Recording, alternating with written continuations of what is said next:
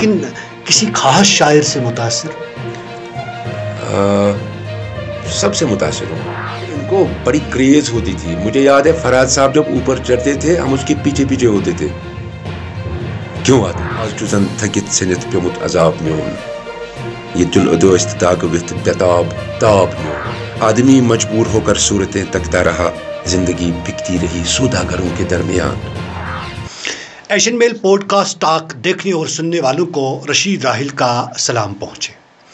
آج ہم نے اپنے اسٹوڈیو میں جس شخصیت کو مدعو کیا ہے وہ نہ صرف ایک براڈ کاسٹر, ایک پرائیویٹ پروڈیوسر, ادیب, شاعر, بلکہ ایک سماجی کارکن کے ساتھ ساتھ بینک ملازم بھی رہے ہیں. میرا مقصد ہے سعید عابد گوہر. گوہر صاحب, آپ کا ایشین میل پوڈ کاسٹ میں خیر مقدم. شکریہ آپ کا. السلام علیکم. وعلیکم السلام. آپ سے جاننا چاہتے ہیں کہ آپ کی ابتدائی تعلیم کہاں سے شروع ہوئی اور آپ کی پرورش کس علاقے میں ہوئی؟ آپ نے سفر شروع کیا سٹارٹ سے, تو میں بھی اس کا جواب دینا مناسب سمجھوں گا. میری پرورش ہوئی ہے گاندربل ضلع کے ایک دور دراز گاؤں ڈب, اس کو بولتے ہیں, ڈب میں میری پرورش ہوئی ہے. اور گھر کا ماحول پڑھا لکھا تھا. ہمارے والدین جو تھے وہ مذہبی تعلیمات دے رہے تھے, ذاکر تھے. اور میری پرورش گورنمنٹ ہائی اسکول واکورہ میں ہوئی. پھر وہاں سے گاندربل میں نے 12th کیا. اس کے بعد اسلامیہ کالج BSc کیا. تو ابتدائی تعلیم متوسط گھرانے سے نہیں, متوسط سے نیچے تھوڑا ڈگری کہیں گے اسی سے ہوئی ہے.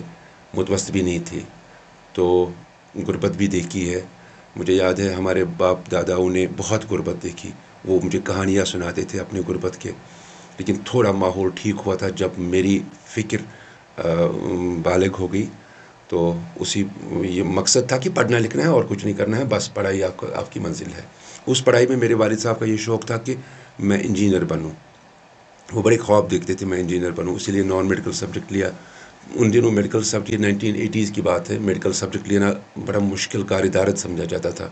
میڈیکل جس کو لینا ہے وہ ہٹا کٹا بہت قابل ہونا چاہیے. لیکن میرے والد صاحب کا ڈریم تھا کہ آپ کو جو کچھ بھی ہو, میں بڑا تنوک سا لڑکا تھا, کمزور سا تھا, مجھے میڈیکل پڑھنا ہی پڑھنا ہے. تو ان دنوں ہمارے پرنسپل صاحب نے بولا تھا میرے والد صاحب کو, اس کو سائنس کیوں لینا ہے, اس کو پہلے انڈے کھلاؤ, مرغے کھلاؤ, گوشت کھلاؤ, موٹا ہو جائے گا تب یہ میڈیکل پڑھ سکتا ہے. لیکن اس نے کہا یہ پڑھے گا. میں نے پڑھا تو انشاءاللہ میں اپنے علاقے کا پہلا سائنس گریجویٹ تھا. ان دنوں وہاں پڑھائی بہت زیادہ تھی, 100% لٹریسی تھی, لیکن عام طور پر 8 سبجیکٹ لیے جاتے تھے. تو میرا یہ فخر تھا کہ میں نے اس علاقے کا فرسٹ سائنس گریجویٹ, میں نے نان میڈیکل میں BSc کیا. اس کے بعد میں بینک میں آ گیا as a banking associate. Bank میں آتے ہی میرا رابطہ ہوا پڑھائی لکھائی کے ساتھ. میرا ایک کزن کام کرتا تھا دوردرشن میں, نیوز روم میں. وہ جب ہمارے گھر آتے تھے وہ مجھے بہت سارے کاغذ اپنے ساتھ لاتے تھے. نیوز روم میں جب نیوز پڑھتے تھے ایک طرف سے, دوسری طرف اس کو وہ پیج خالی ہوتا تھا. وہ میرے گھر وہ کاغذ لاتے ایز اے رف یوز. یس رف. کہتا تھا یہ غریب لڑکا ہے, گاؤں کا ہے, اس کو رف یوز ہو جائے گا. اس کے ایک طرف خبریں لکھی ہوتی تھی اور 5-6 سطریں ہوتی تھی پورے پیج پہ, باقی پورا خالی ہوتا تھا. گھر پہنچ کے مجھے اسی سے اشتیاق ہوا, یہ پڑھنے کا ادب, پڑھنا لکھنا شوق اسی سے ہوا.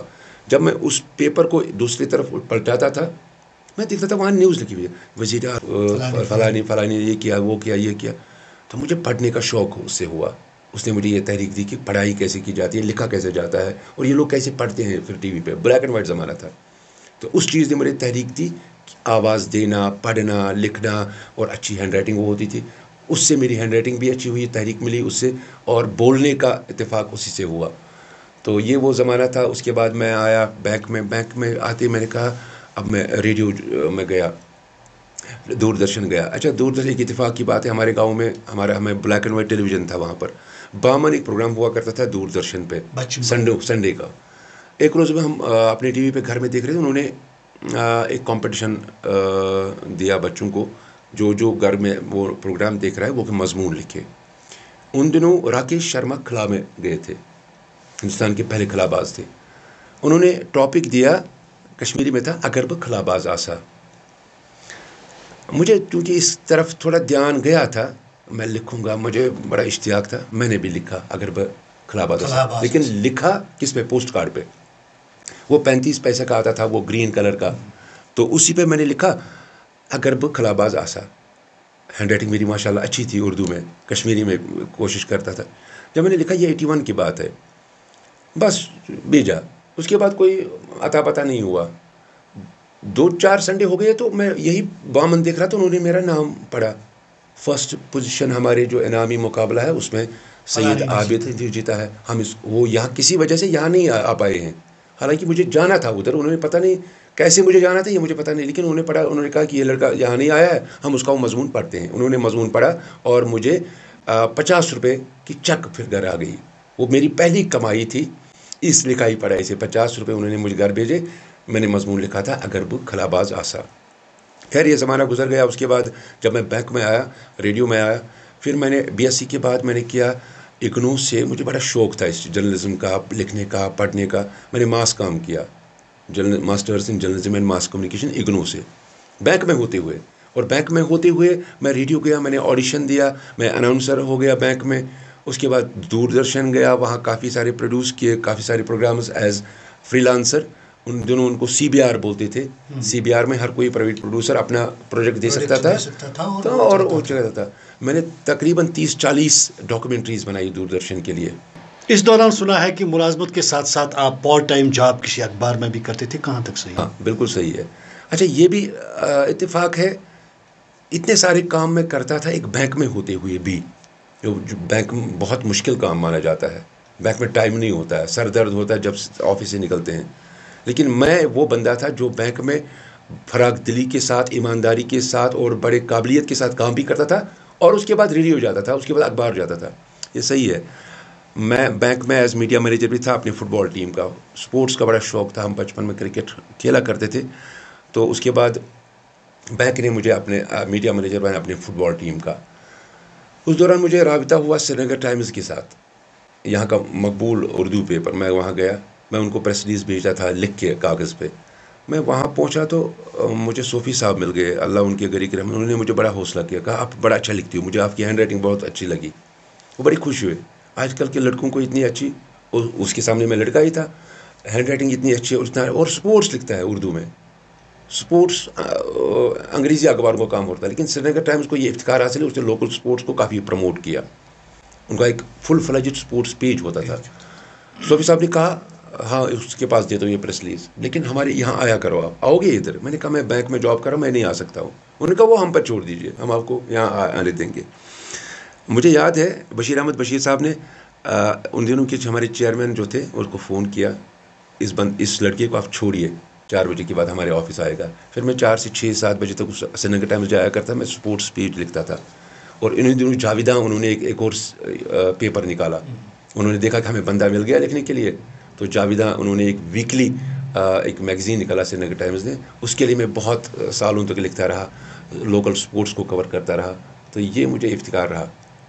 بہت ساری چیزیں رہی زندگی میں، ہوتا رہتا ہے. آپ نے کہا ابھی کرکٹ کا ذکر، بچپن میں کھیلتے تھے، سپورٹس کے شوقین تھے، کون کون سا کھیل آپ کھیلتے تھے؟ میں اچھا کچھ انوکھا کرنے کی کچھ ہوتی تھی اپنے میں، کچھ ڈفرینٹ کریں.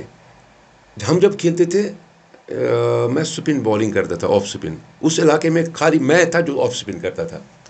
میں نے کہا نا میں سائنس گریجویٹ، اپنے سائنس لیا اپنے علاقے میں میں نے لیا. جب ہم کرکٹ کھیلتے تھے آف سپن بالنگ میں کرتا تھا، میں سپن کرتا تھا. اپوزٹ کیا، میں نے دکھایا کہ یہ گیند سپن کیسے ہوتی ہے. تو آف سپن میں بڑا مشہور تھا ان دنوں کرکٹ میں. اور اس کے علاوہ یہ سپورٹس کا شوق تھا. میں نے نیشنل ٹورنامنٹس کے لیے کمنٹری بھی کی ہے. بخش اسٹیڈیم میں 3-4 نیشنل ٹورنامنٹ ہوئے ریڈیو کشمیر کی طرف سے. میں گیا، ہمارے پروڈیوسر صاحب تھے رجت سین گپتا، اس کے بعد ہمایوں کیسر صاحب کے ساتھ کافی سارے نیشنل ٹورنامنٹس میں کمنٹری کی آل انڈیا ریڈیو کے لیے، فٹ بال کمنٹری. تو فٹ بال کے ساتھ میری واسطہ رہا. میں نے دوردرشن کے لیے ایک سیریز بنائی، آؤ فٹ بال کھیلیں. یہ بھی ایک CBR کی ایک کڑی تھی. آؤ کیسے کرکٹ کھیلتے ہیں، وہ کوچ میں نے لیے. SS شاہد حکیم تھے ہمارے یہاں حیدرآباد کے، بہت بلند پائے فٹ بال کوچ تھے. بعد میں آپ کوچنگ کروا رہے تھے؟ میں نہیں کروا تھا، میں میڈیا مینیجر تھا. لیکن اس کوچ کے ساتھ میں منسلک رہا بہت کلوزلی. اور پھر میں نے کہا کہ اس پہ ایک فلم بننی چاہیے، لوگ بھی دیکھیں کہ فٹ بال کیسی کھیلی جاتی ہے. تو سید شاہد حکیم میرے کوچ تھے، وہی میرے اس پروگرام کے مین کریکٹر وہی تھے. اس کو میں لیتا تھا، وہ میں شوٹ کرتا تھا، میں پروڈیوسر تھا اس ڈاکومنٹری کا. وہ ہم نے کیا 10 ایپیسوڈ کے 20 ایپیسوڈ، 10 ایپیسوڈ فٹ بال کے، 10 ایپیسوڈ کرکٹ کے. بچوں کو یہ سکھانا کہ فٹ بال بیسکس کیا ہے، کیسے یہ کھیلی جاتی ہے. اسی طرح کرکٹ کے پرویز صاحب کو ہم نے لیا، سعید پرویز کیسر کو، ہمایوں کیسر میرے ہوسٹ تھے اس میں. میں فرنٹ پہ نہیں تھا، کیمرہ پہ نہیں تھا، میں پروڈیوسر تھا، اس کا ڈائریکٹر اس کا تھا. 20 ایپیسوڈ وہ بھی کیے دوردرشن کے لیے، وہ ابھی بھی دوردرشن کے پاس ہوں گے. تو اب میں چاہ رہا ہوں کہ اس کو میں اپنے سوشل میڈیا پہ ڈالوں ان ڈاکیومنٹریز کو، کیونکہ بہت ضرورت ہے. لوگ کرکٹ کھیلنا چاہتے ہیں، ان کو پتہ نہیں کیسے کھیلا جاتا ہے، بیسکس کیا ہے، ٹیکنیک کیا ہے اس کی. آپ نے کہا کہ میری پیدائش گاؤں میں ہاں. ہوئی، گاندربل ضلع کا جو مشہور علاقہ ہے، گاؤں ہے. اور وہاں سے پھر آپ سری نگر ہجرت کر گئے. وجوہات کیا؟ وجوہات رہے کہ میں نے جب سری نگر میں جب میں پڑھائی کر رہا تھا، میں نے دیکھا کہ ڈیرے گھر گھر پھرنا ہوتا تھا، کیونکہ ہم لوگ وہ زمانہ تھا تب ہم گاؤں سے سری نگر روز نہیں آیا کرتے، کیونکہ گاڑیاں اتنی ڈفیکلٹی تھی. میں کسی ایک جگہ ڈیرے پہ، کسی دوسری جگہ ڈیرے پہ، میں چاہتا تھا کہ کہیں ہونا چاہیے سری نگر میں. میری نوکری بھی سری نگر میں تھی، تو بس ایک ڈیرے کی جگہ میں نے ڈھونڈی تھی اصل میں سری نگر میں. یعنی ان دنوں گاندربل اور سری نگر کی آپس میں اتنی دوریاں تھیں، بہت گیپ تھی. جو آج 15 منٹ میں 2 گھنٹے لگتے تھے. مجھے یاد ہے بٹمالو سے واکورا جو گاڑی جاتی تھی اس میں 2 گھنٹے کا سفر ہوتا تھا وہ، اور بہت ہیکٹک تھا. وہ ڈفیکلٹی جب میں نے دیکھی، میں نے کہا میرے بچوں کو کم سے کم نہیں آنی چاہیے یہ ڈفیکلٹی، میں کچھ لوں گا سری نگر میں. پھر ہم نے ڈیرا ایک پرانا مکان خریدا اصل میں سری نگر میں. پھر جب یہاں آئے تو یہاں پھر من نہیں کرا واپس کرنے کو بچوں کی. یہاں پڑھائی کی، بچے یہاں اسکول چھوڑے، میری ملازمت آسان ہو گئی، میرا ریڈیو آنا آسان ہو گیا. ریڈیو اکثر و بیشتر جایا کرتا. میں نائٹ ڈیوٹی، میں نے کہا نا، بینک سے نکل کے میں ریڈیو جایا تھا، پھر نائٹ ڈیوٹی کرتا تھا. شام 5 بجے ہمارا شفٹ اسٹارٹ ہوتا تھا، رات کے 11 بجے تک. اور یہی شفٹ صبح جب ہم کلوز ڈاؤن کرتے تھے ایز اناؤنسر، جب ہم کلوز ڈاؤن کرتے تھے 11:05 پر، صبح سویرے پھر 5:50 پر اٹھنا ہوتا تھا، پھر آن ایئر. اچھا یہ 9 بجے تک ہوتا تھا شفٹ. صبح سے 9 تک یہ شفٹ ہوتا تھا ایز اناؤنسر. 9 بجے میں کپڑے دوبارہ بینک میں جاتا تھا. ریڈیو کی ایک اہمیت تھی اور ٹیلی ویژن کی اپنی ایک اہمیت ان دنوں تھی. کہیں آپ کو یہ نہیں لگا کہ میں بینک میں کام کر رہا ہوں، کیوں نہ مجھے نوکری چھوڑ کر اس؟ ہاں، یہ آفر مجھے آئی تھی. ہمارے جو ڈائریکٹر تھے یہاں ریڈیو کشمیر میں، میرا نام ٹاپ لسٹ اناؤنسروں میں گنا جاتا تھا. 2-4 اناؤنسر تھے، رشید نظامی تھے، میں تھا، جاوید اندرابی تھے، جو نا ایز کیجول آرٹسٹ کیجول تھے. ان دنوں میرا اچھا نام تھا کہ عابد بہت اچھا اناؤنسر ہے، اچھی اس کی اردو ہے، تلفظ ہے. تو ڈائریکٹر نے ایک بار مجھے بلایا، میں گیا اس کے پاس. اس نے کہا آپ کیا کرتے ہو؟ میں نے کہا میں جاب کر رہا ہوں بینک میں. اچھا بینک؟ وہ حیران رہ گئے، یار بینک میں جاب ہو رہی ہے، یہاں اناؤنسر ہی کر رہا ہے، آپ تو اچھے اناؤنسر ہو، ادھر جاب کرو گے، آپ کی تنخواہ کتنی ہے؟ جب میں نے اس کو تنخواہ بولی نا، اس نے کہا یہ میری برابر ہے اتنی تنخواہ میں لیتا ہوں ایز ڈائریکٹر. اس نے کہا نہیں، آپ کو نقصان ہو جائے گا. آپ کو شوق ہے ریڈیو میں؟ مجھے بڑا شوق تھا. اگر مجھے کہا جاتا کہ آپ بینک میں جاؤ گے مانیٹریلی، میں کہتا تھا پیسہ وہاں ٹھیک ہے، لیکن مجھے شوق ریڈیو کا بہت زیادہ تھا. آپ شاعر بھی ہیں، ادیب بھی ہیں، تو کہاں سے یہ تحریک آپ کو ملی؟ یہ شاید اس علاقے کی دین ہے جہاں سے میرا تعلق ہے. جب میں بہت سارے ہر کوئی شاعری کر رہا تھا، ہر کوئی دوسرا بندہ شاعری کر رہا ہے، تو مجھے بھی شوق ہوا شاعری کا. ایون جب میں اسپورٹس بھی لکھتا تھا، میں اسپورٹس میں بھی شاعری کرتا تھا. ٹاکس جب پڑھتے تھے، میں نے محمد علی باکسر پہ بھی ایک نظم لکھی ہے. تو شاعری کا یہ رجحان تھا کہ اصل میں شاعر وہی بنتا ہے جو شاعری پڑھتا ہے. میں شاعری پڑھتا تھا اور شعر پڑھتا تھا، کیونکہ ریڈیو میں ضرورت پڑتی تھی شعروں کی. جب ہم پروگرام کرتے تھے ریڈیو میں، آپ کی فرمائش کوئی بھی پروگرام، اس میں شعر پڑھے جاتے تھے. اب لوگوں کے شعر کتنی دیر پڑھے گا، کون کبھی خود ہی شعر نکالا، اسی جیسا شعر، غالب جیسا شعر خود ہی لکھا، رسول میر جیسا شعر خود ہی بنایا ایسے. تو لیکن چلتا رہا، یہ شاعری بھی ہوتی. پھر میں نے اپنی کتاب بھی بنائی، 2-4 کتابیں بھی لکھی. کون سی کتاب آپ کی ابھی چھپی؟ پہلی کوشش میں نے کی، میں گیا عمرہ زیارت کو، ایران، عراق، کربلا میں گیا تھا. وہاں سے میں لوٹ کر آیا تو میں نے ان محسوسات پہ ایک کتاب لکھی، ٹریولاگ جیسا. اس کا نام ہے سفرنامہ عشق. وہاں پورا ٹریولاگ ہے، پورا سفرنامہ ہے کہ کیسے ہم یہاں سے نکلے، کیسے ہم مدینہ پہنچے، مکہ پہنچے، کربلا پہنچے، وہاں کیا ہے، کیسے محسوسات ہوئی. یہ ساری چیزیں ایک کتاب اس پہ ہے، سفرنامہ. دوسرا میں نے ایک ترجمہ کیا تھا کشمیری مرثیہ پہ. میرے والد صاحب ایک ذاکر تھے، وہ کشمیری مرثیہ کے بہت مشہور شاعر ہیں. ذاکر بہت مشہور. ابھی بھی جب مجھے کوئی پہچان ہے تو مجھے کہتا تھا ہاں مجھے کہتا ہے یہ اس کا بیٹا ذاکر صاحب کا بیٹا ہے. تو اس چیز کا مجھے بڑا فخر ہے. میں نے سوچا مجھے کچھ دینا ہے جو والد صاحب کا کرتے تھے. تو پھر میں نے لکھی نہیں, ترجمہ کیا. وہ بڑی ٹف ہوتی ہے, کشمیری مرثیہ بہت ٹف ہے, بہت پرانے عالموں نے لکھی ہے, اس کا جو ورڈس ہیں بہت بہت ٹف ہے. میں نے سوچا عام لوگوں کو کیا پتہ ہے کہ کیسے. کیمیا میں نے ایک مرثیہ اٹھائی, کیونکہ کشمیری مرثیہ مقام بند ہوتی ہے. مقام بند مطلب جو اس کا ٹائٹل ہے اسی ٹائٹل پہ وہ مرثیہ ہوتی ہے. میں نے ایک مرثیہ اٹھایا کیمیا. کیمیا جب سٹارٹ ہوتی ہے, کیمیا مینس کیمسٹری,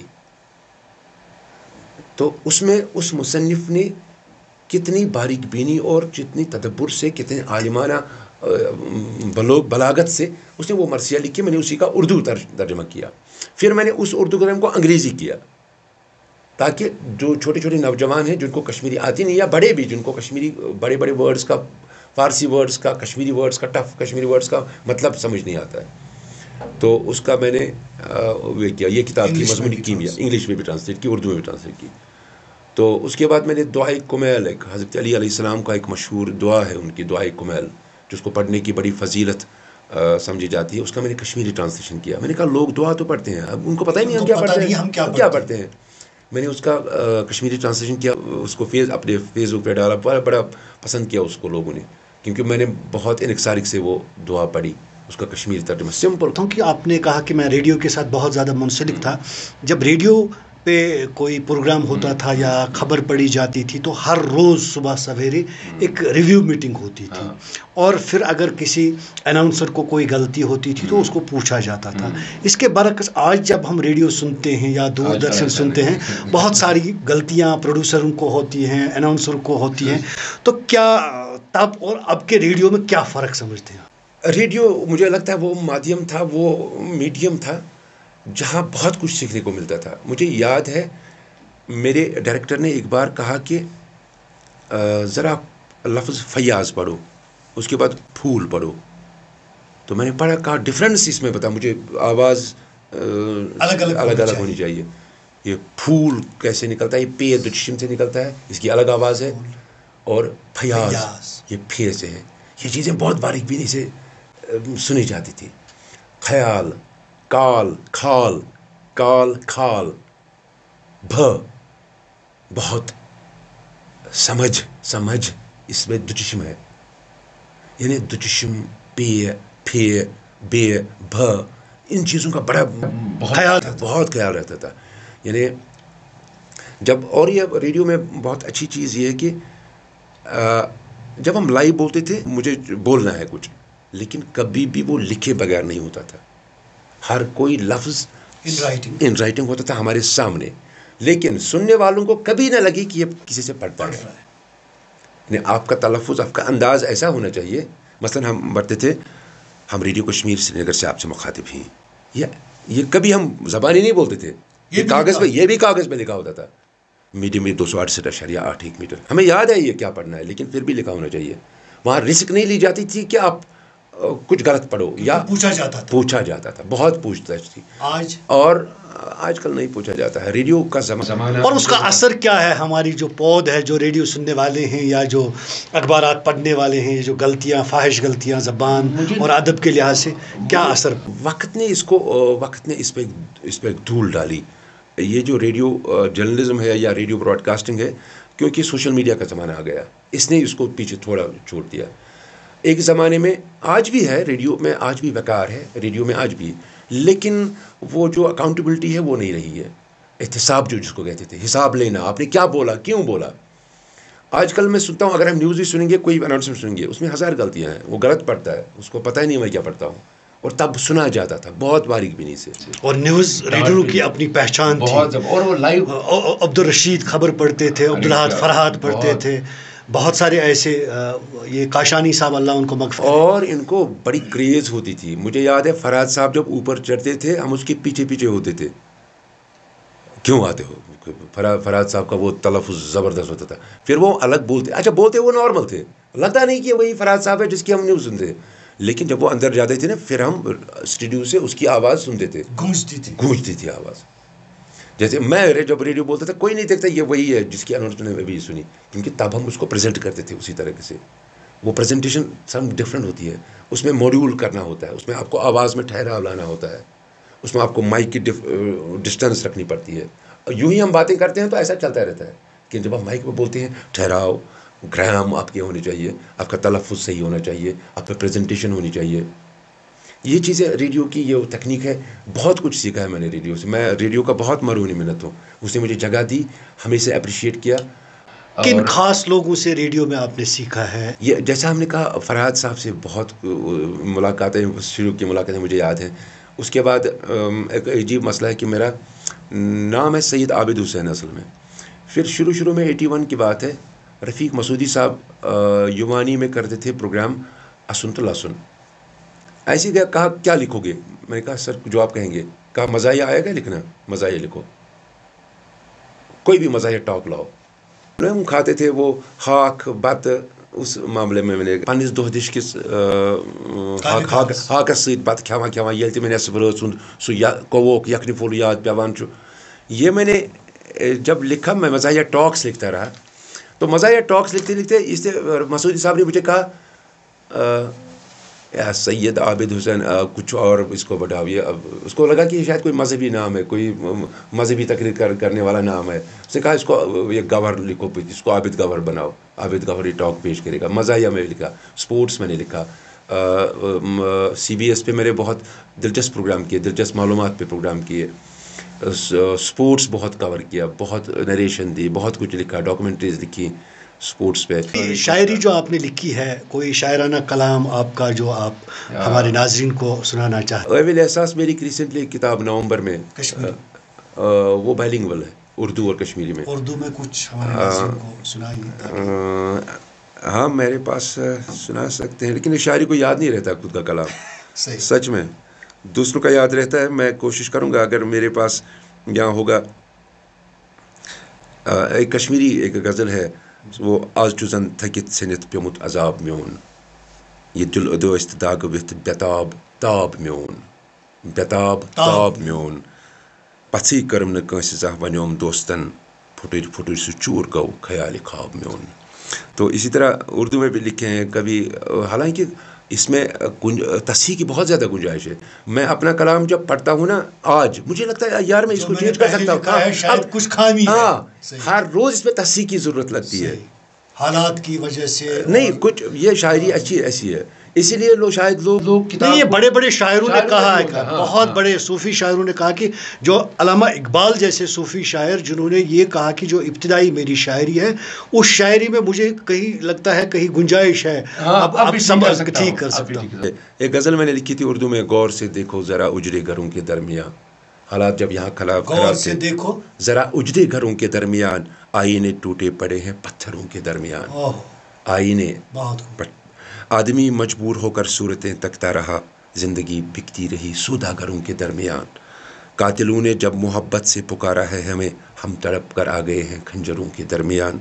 راہگیروں کو ابھی تک وہ زمانہ یاد ہے، قافلے جب لٹ رہے تھے رہبروں کے درمیان. کیوں تماشا دیکھنے آئے تھے گوہر بیڑ میں، جو تماشا بن گئے بازیگروں کے درمیان.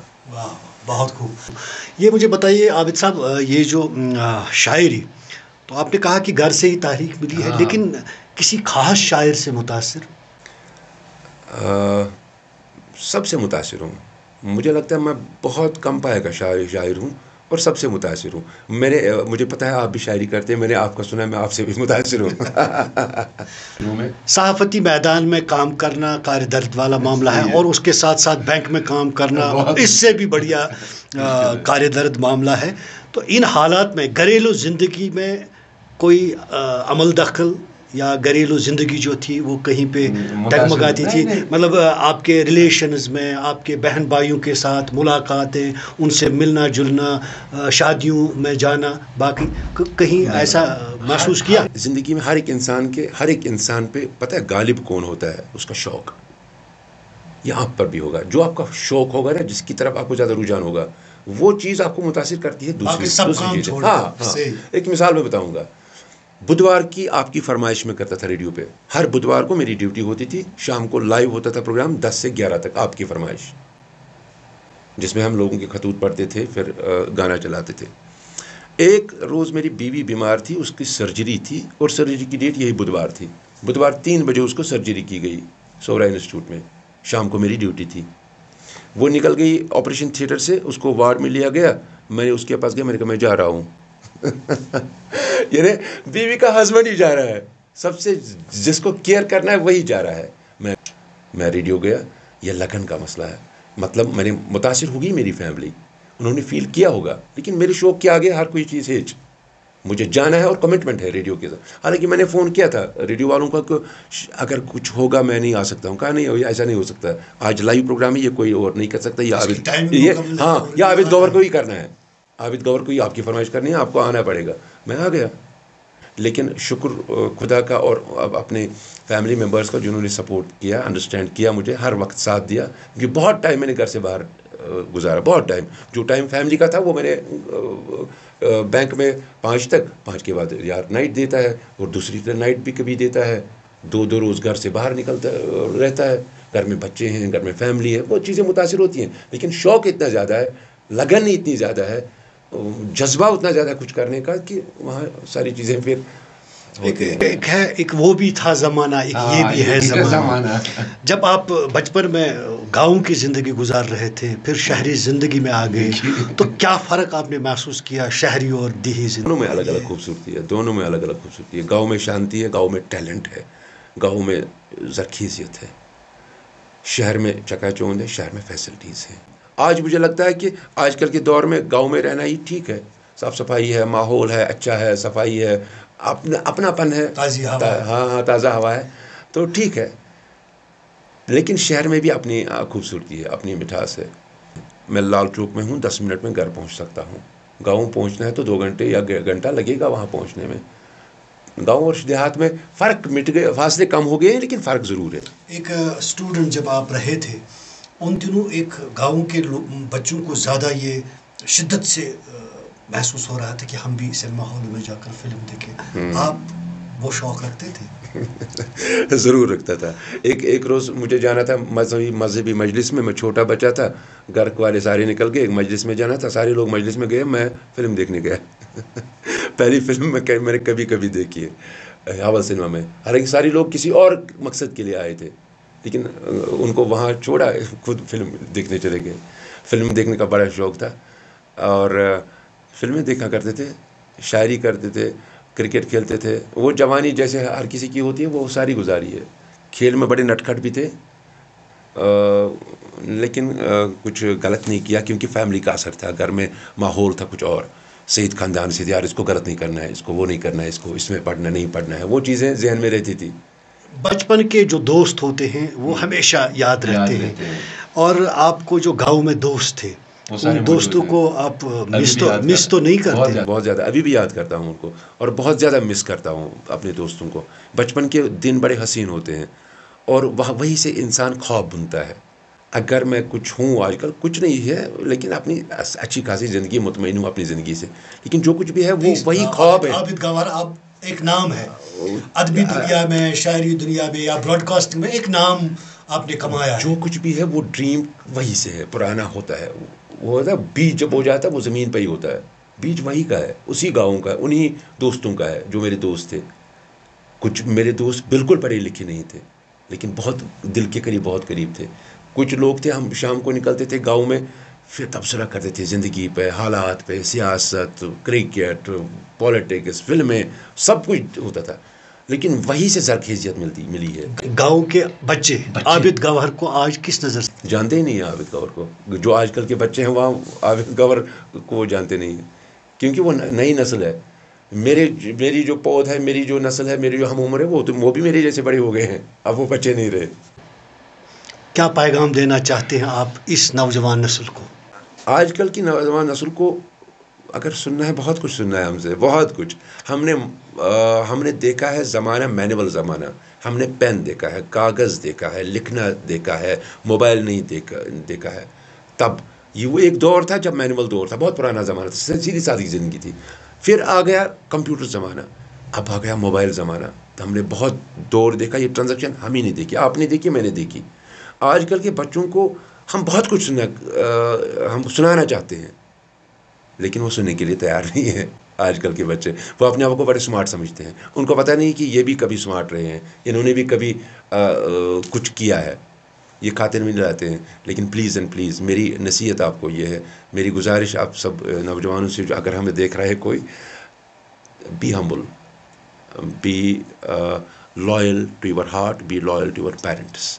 ہم نے اپنے ماں باپ کی بہت سنی ہے، آپ بھی سنا کیجیے. میں فیس بک کو فیک بک بولتا ہوں. یہ فیک ہے، جھوٹ ہے. سارا کچھ صحیح نہیں ہوتا ہے صحیح، لیکن بہت کچھ جھوٹ ہوتا ہے. اس میں غرق نہیں ہونا ہے ہم کو اپنے تہذیب میں رہنا ہے، ہم کو اپنے آداب میں رہنا ہے، ہم کو اپنے سوسائٹی میں رہنا ہے. اسی میں بہت خوبصورتی ہے. اپنے بچوں کو ایک اور چیز، ہم نے بہت محنت کی ہے، آپ کو بھی محنت کرنی پڑے گی. محنت کبھی رائے گاہ نہیں ہوتی ہے. آپ کو محنت کرنی ہوگی، اپنے اسلاف کے ساتھ جڑے رہنا چاہیے، ان سے زندگی کے نشو و فراز آپ کو سیکھنے ہوں گے.